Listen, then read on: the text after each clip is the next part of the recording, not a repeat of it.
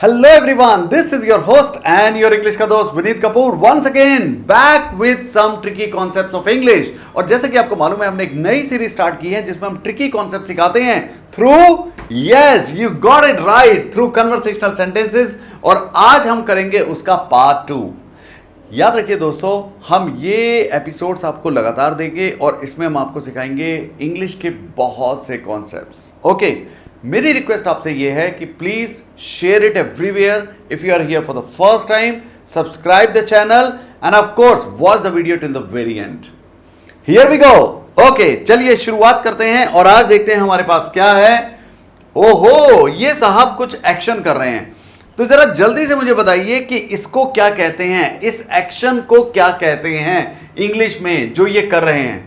अच्छा, आपको मालूम है हिंदी में क्या कहते हैं? मैं बताता हूं आपको अगर इसकी इंग्लिश मालूम है जो ये कंधों के साथ कर रहे हैं तो मुझे जल्दी से बताइए। इसको कहते हैं कंधे मत उचकाओ। अगर मुझे इनको मना करना है सो आई वुड से हे कंधे मत उचकाओ, तो कैसे बोलेंगे इंग्लिश में?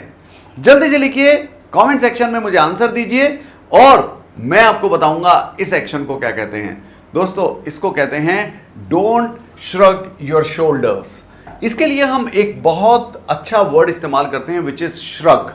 ओके, तो श्रग को याद रखिएगा, SHRUG।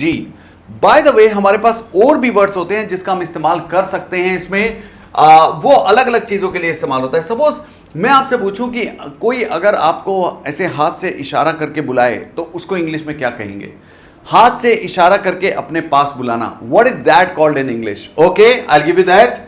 इसको इंग्लिश में बोलेंगे हम beckon। Okay, what is this called? beckon। He beckoned me।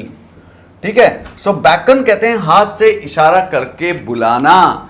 और एक चीज और याद रखिए कि जब भी आप कोई खास किसी इशारे की बात करते हैं, किसी भी इशारे की, तो इशारे के लिए हम वर्ड इस्तेमाल करते हैं जेस्चर। सो उसने हाथ से इशारा किया, he made a gesture with his hand. इसकी स्पेलिंग देख लीजिए, जेस्चर को हम ऐसे कहते हैं।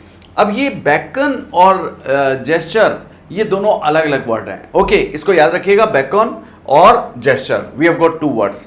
नाउ, बैठने या खड़े होने का तरीका पोस्चर कहलाता है।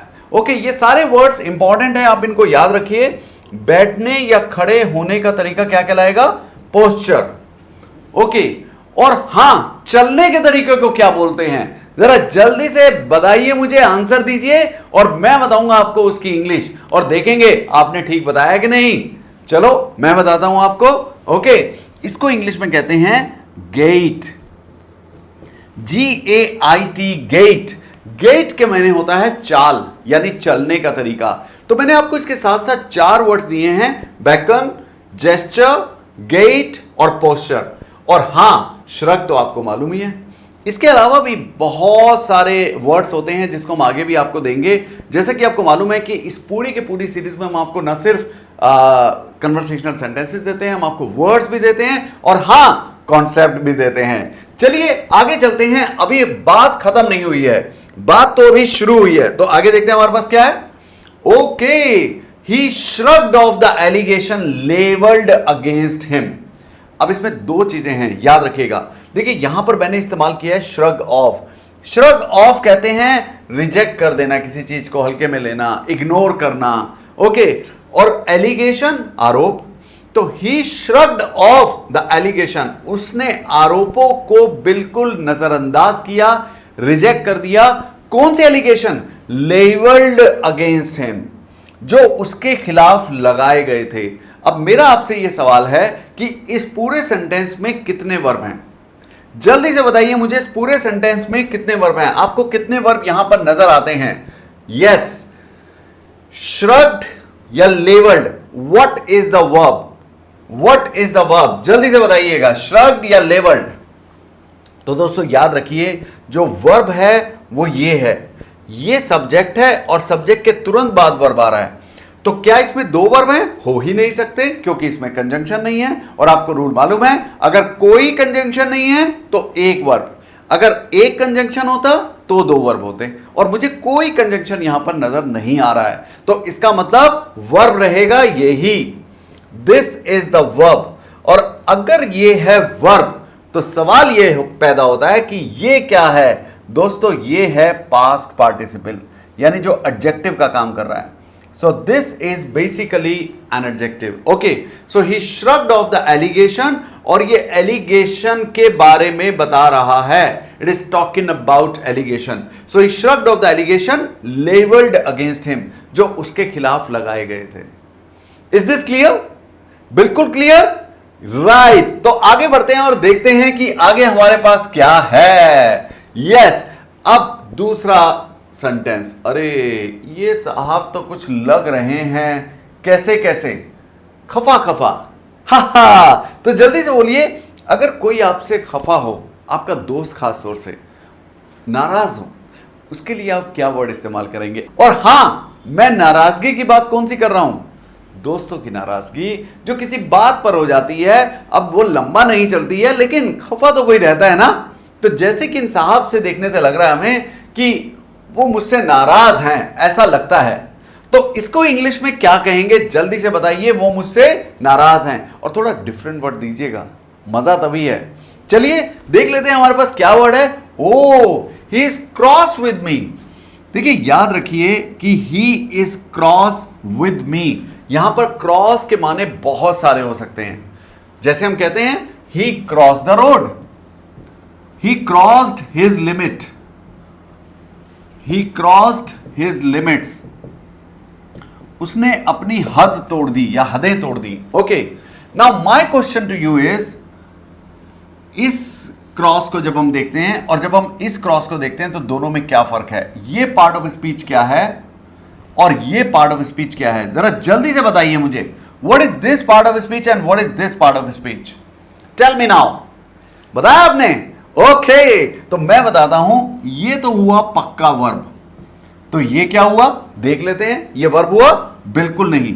और उसका कारण क्या है कि इससे पहले बी आ गया। अगर यहां बी आ गया तो यहां पर वर्ब की फर्स्ट फॉर्म आ ही नहीं सकती।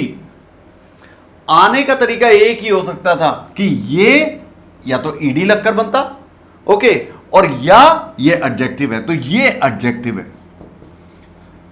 सो ये इसका स्टेट बता रहा है, इसकी अवस्था की, उसकी हालत कैसी है? नाराज है मुझसे।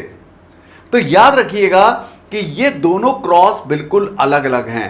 ही क्रॉस्ड हिज लिमिट्स, उसने अपनी हदें तोड़ दी या पार कर दी, and he is cross with me, यानी वो मुझसे नाराज है। तो नाराज होने के लिए एक बहुत अच्छा वर्ड है क्रॉस। मैंने आपको बताया था कि आपके पास कुछ ऐसे वर्ड्स होते हैं जो आपकी डिक्शनरी में हैं, लेकिन आप उसका इस्तेमाल नहीं करते। किया कीजिए। ओके, तो ये हुआ एडजेक्टिव और ये हुआ वर्ब। चलिए आगे बढ़ते हैं। अभी कुछ और चीजें आपको बतानी बाकी हैं इसी में, और मैं आपको बताता हूं। ये देखिए, मैंने आपसे अभी कहा था आप बी के बाद वर्ब की फर्स्ट फॉर्म नहीं लगा सकते। तो जल्दी से बताइए ये वर्ब की कौन सी फॉर्म है और ये क्या काम कर रही है? एनॉय का मतलब भी यही होता है। वैसे बाय द वे हमारे पास बहुत सारे वर्ड्स होते हैं, तो जरा जल्दी से बताइए कि एनॉय की जगह आप और क्या क्या वर्ड इस्तेमाल कर सकते हैं, लिख कर बताइए। यस, सो जब मैं कहता हूं ही इज एनॉयड, तो एनॉय क्योंकि वर्ब होता है, और जब मैं वर्ब को एडजेक्टिव में कन्वर्ट करता हूं तो मैं क्या कर देता हूं, उसके आगे ईडी लगा देता हूं, और ये जो ईडी लगाता हूं ये होती है वर्ब की थर्ड फॉर्म, और ये पास्ट पार्टिसिपल यानी एडजेक्टिव का काम करती है। तो ये क्या हुआ? ये हुआ adjective. Is this clear? Is this clear? Crystal clear? Yes. तो आगे देखते हैं। मैं कह सकता हूं ही इज एनॉयड, ओके, और चलिए देखते हैं और कैसे कह सकते हैं हम। अच्छा, एक और है हमारे पास। His statement was uncalled for and it really urged me. क्या बढ़िया वर्ड है, अर्ग्ड। ओके, तो याद रखिए जब आप अर्क का इस्तेमाल करते हैं, IRK, अर्क, उसका मतलब यही होता है किसी को बुरा लगना, नाराज कर देना। तो इसमें एक और चीज का मैंने इस्तेमाल किया है और वो है अनकॉल्ड फॉर। याद रखिएगा जब मैं अनकॉल्ड फॉर का इस्तेमाल करता हूं इसका मतलब होता है अननेसेसरी, नॉट नीडेड। बिना बात के यार उसने ऐसा कह दिया, इसकी जरूरत भी नहीं थी। So his statement was uncalled for, okay, उससे बचा जा सकता था, एंड इट रियली अर्ग्ड मी। बुरा लगने के लिए आप बहुत सारे वर्ड्स और सेंटेंसेस का इस्तेमाल कर सकते हैं, जैसे don't take it to heart, बुरा मत मानो। तो आप ऐसे बहुत सारे सेंटेंसेस का और वर्ड्स का इस्तेमाल कर सकते हैं। तो मेरी आपसे रिक्वेस्ट ये है कि जो जो चीजें मैं आपको दे रहा हूं आप उनका यूज जरूर कीजिएगा। ओके, तो चलिए चलते हैं आगे और देखते हैं और हमारे पास क्या है। तो हमारे पास अगला सेंटेंस है, तुम्हारी हिम्मत कैसे हुई इस तरह बात करने की। अगर कोई आपसे यह कहता है तुम्हारी हिम्मत कैसे हुई, तो आप उसको इंग्लिश में कैसे कहते हैं, जल्दी से बताइए। और एक खास वर्ड है जिसका आप इस्तेमाल करते हैं। What is that word? जल्दी से मुझे बताइएगा और मैं आपको देता हूं इसका आंसर। तो चलिए देख लेते हैं हमारा आंसर क्या है। ओहो, how dare you talk to me like this. तो याद रखिए दोस्तों, ये है हाउ डेयर यू, जिसका आप इस्तेमाल कर सकते हैं तुम्हारी हिम्मत कैसे हुई ये कहने के लिए। लेकिन याद रखिए, अगर मुझे इसके साथ कुछ जोड़ना है तो मुझे यहां पर कुछ जोड़ना पड़ेगा। अब मेरा आपसे सवाल यह है, इसमें डेयर क्या काम कर रहा है और टॉक क्या काम कर रहा है, जल्दी से बताइए। डेयर क्या है और टॉक क्या है? तो डेयर एक खास वर्ड है इंग्लिश में जो दो काम करता है। डेयर एक सेमी मॉडल भी है, इसको हम बोलते हैं सेमी मॉडल। सेमी मॉडल्स वो होते हैं जो आधे मॉडल होते हैं और आधे वर्ब होते हैं, जैसे नीड, जैसे डेयर या। और ये एक एक्शन वर्ब का भी काम कर सकता है और दोनों जगह पर इसके माने थोड़े से अलग हो जाते हैं और इसके रूल भी अलग हो जाते हैं। देखिए, जब ये मॉडल का काम करता है तो ये सब्जेक्ट से पहले आएगा अगर क्वेश्चन पूछ रहे हैं, नॉट से पहले आएगा अगर नेगेटिव है sentence, you dare not touch it, इसको टच करने की, इसको छूने की हिम्मत मत करना, तो मैं नॉट से पहले लगाऊंगा तो वहां पर डेयर क्या होगा? मॉडल। क्योंकि मॉडल हमेशा, हेल्पिंग वर्ब हमेशा या तो सब्जेक्ट से पहले आएगा इंट्रोगेटिव में और या नेगेटिव में नॉट से पहले। और हां, जो दूसरा वर्ब लगेगा उससे पहले हम टू नहीं लगाएंगे क्योंकि मॉडल के साथ वर्ब की फर्स्ट फॉर्म। तो ये हुआ सेमी मॉडल और ये क्या हुआ? वर्ब की फर्स्ट फॉर्म। तो अब देख लेते हैं हमारा दूसरा सेंटेंस, यानी कि एक्शन वर्ब के रूप में डेयर का इस्तेमाल हम कैसे करते हैं। ओके, तो चलिए देखते हैं। Oh, he dared me to attempt the puzzle. तो यहां पर जो डेयर है ये मॉडल है कि नहीं, जल्दी से बताइए मुझे। और आपको कैसे पता चल रहा है ये मॉडल नहीं है? अगर नहीं है तो दोस्तों याद रखिए कि ये डेयर्ड मॉडल हो ही नहीं सकता क्योंकि मॉडल कभी भी ईडी फॉर्म में नहीं आते और ये सब्जेक्ट के बाद आ रहा है कि नहीं? अब क्योंकि ये मॉडल नहीं है, ये वर्ब है, तो हमारे पास दूसरा वर्ब हो ही नहीं सकता। तो दूसरे वर्ब को क्या करूंगा मैं? कन्वर्ट कर लूंगा। किस में? नॉन फाइनाइट में। कौन सा नॉन फाइनाइट आता है? इन्फिनिटिव। तो ये क्या हुआ? इन्फिनिटिव। कैसा लगा आपको डेयर का कॉन्सेप्ट? है ना बढ़िया? तो याद रखिए यहां पर इसका मतलब होता है, जब ये सेमी मॉडल होता है, हिम्मत करना। लेकिन जब ये इस तरह से आता है तो इसका मतलब होता है चुनौती देना। तो यहां पर मतलब हुआ he challenged me. Okay, he challenged me to attempt the puzzle. उसने मुझे चैलेंज दिया कि तुम ये पजल सॉल्व करके दिखाओ। Got it? चलिए, उम्मीद है आपको हमारे आज के कॉन्सेप्ट पसंद आए होंगे। लेकिन चलने से पहले एक असाइनमेंट। और हां, मैंने पिछली वीडियो में आपको एक असाइनमेंट दिया था, आपने किया? The movie was quite scary. मुझे याद है the movie was quite scary में मैंने पूछा था वॉज क्या है, क्वाइट क्या है और स्केरी क्या है। दोस्तों, वॉज वहां पर था लिंकिंग वर्ब, क्वाइट एडवर्ब और स्केरी एडजेक्टिव। अगर आपने आंसर दिया था तो बिल्कुल सही दिया था, और अगर आपने वो वीडियो नहीं देखी है तो उस वीडियो को जरूर देखिएगा। ओके, उसमें मैंने आपसे एक और क्वेश्चन पूछा था, let's go to Goa for a change. और मैंने पूछा था इसमें वर्ब क्या है। उसमें वर्ब है लेट, जो कि एक पॉजिटिव वर्ब है।